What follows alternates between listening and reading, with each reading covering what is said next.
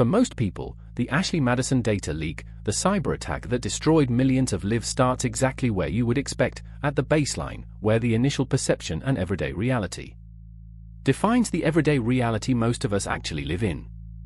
The baseline is not a dramatic story on its own. It is simply how the system works when you have no leverage, no connections, and no special standing to fall back on.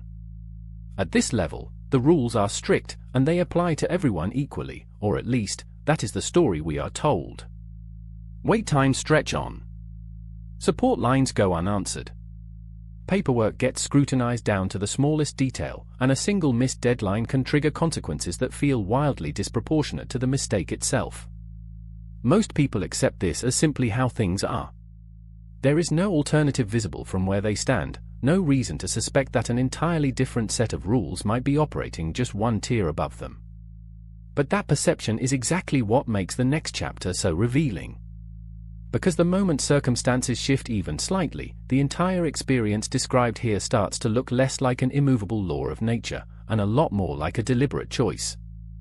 The moment financial status changes even modestly, the first shift, stepping up, begins, and the shift, according to how treatment shifts when financial status changes, is often more jarring than people expect. The same institutions that felt rigid and impersonal at the baseline suddenly start behaving very differently. Wait times shrink. Phone calls get answered faster. Forms that once triggered automatic rejections now come with a note asking for additional context. None of the underlying rules have technically changed, but the way they get applied clearly has, and the people experiencing it for the first time often describe the same reaction, quiet disbelief that the system could feel so different for essentially the same request. This is the first real glimpse behind the curtain.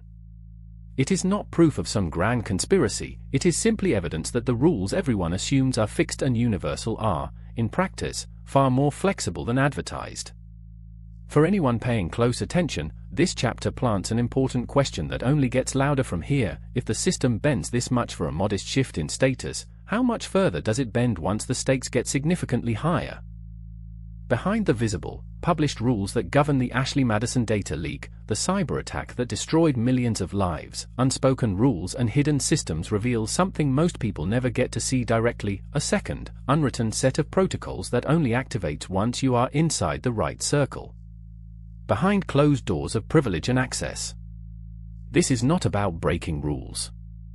It is about access to an entirely different set of them: private phone lines instead of public queues, relationship managers instead of call centers, exceptions quietly granted instead of policies rigidly enforced. None of it shows up in a brochure, because it does not need to. What makes this system so effective is exactly how invisible it stays to everyone outside of it. The people who benefit from it rarely discuss it openly, and the people who do not have access to it rarely learn enough to know precisely what they are missing. Understanding this hidden layer changes how the entire system looks. What once seemed like a single, uniform set of rules turns out to be two entirely different experiences, running in parallel, largely invisible to each other. At the upper middle tier of the Ashley Madison data leak, the cyber attack that destroyed millions of lives, the upper tier, red carpet and priority, becomes impossible to ignore. What happens at the upper middle class level? This is the point where preferential treatment stops being subtle and starts becoming the explicit, advertised experience: priority lines, dedicated support, expedited processing, and problems that once took weeks now resolved within hours. What is striking about this level is how openly it operates. Unlike the quieter, unspoken advantages that exist just below it, this tier is often marketed directly through loyalty programs and premium memberships, all explicitly designed to signal that some customers are worth more effort than others. For the people experiencing it, the change can feel almost disorienting after years at the baseline. Problems that once felt impossible to resolve now get handled with a single phone call.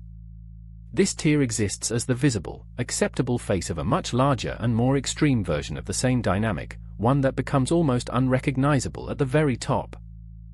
At the absolute top of the Ashley Madison data leak, the cyber attack that destroyed millions of lives, the ultra-high net worth level operates by rules that barely resemble the ones described earlier in this story. The VIP elite experience and exclusive access. At this level, the very concept of a standard process stops applying. Everything becomes negotiable, everything becomes personal, and the institutions involved treat every interaction as a relationship worth protecting rather than a transaction to process. Dedicated teams exist solely to manage relationships at this tier, not call centers, but named individuals whose entire job is ensuring that friction, of any kind, simply never becomes a problem worth mentioning. What makes this tier so different is not just speed, it is discretion. Exceptions get made without ever being formally acknowledged as exceptions. This is the extreme end of a spectrum that started, all the way back at the baseline, looking like a single fixed set of rules for everyone. By this chapter, it is clear that was never really true at all. Beyond the practical differences described so far, the psychological trade-offs explore something less visible but arguably more important: what the Ashley Madison data leak, the cyber attack that destroyed millions of lives, actually does to the people living inside each tier of it. What money buys and what money changes. At the baseline, the psychological cost shows up as constant low-grade friction, the exhaustion of navigating a system that seems designed to test your patience at every turn. It rarely feels dramatic in any single moment, but it accumulates, shaping how people relate to power and authority long after any specific incident is forgotten. At the top, the trade-offs look completely different, but they are not absent. Insulation from friction often comes paired with a kind of isolation: fewer people willing to say no, fewer moments of unfiltered feedback. What this comparison really reveals is that the price of navigating the Ashley Madison data leak, the cyber attack that destroyed millions of lives, is never actually eliminated. It just changes shape and changes hands, depending on which side of the system you happen to be standing on. After walking through every tier of the Ashley Madison data leak, the cyber attack that destroyed millions of lives, the final verdict arrives at the question this entire story has been building toward.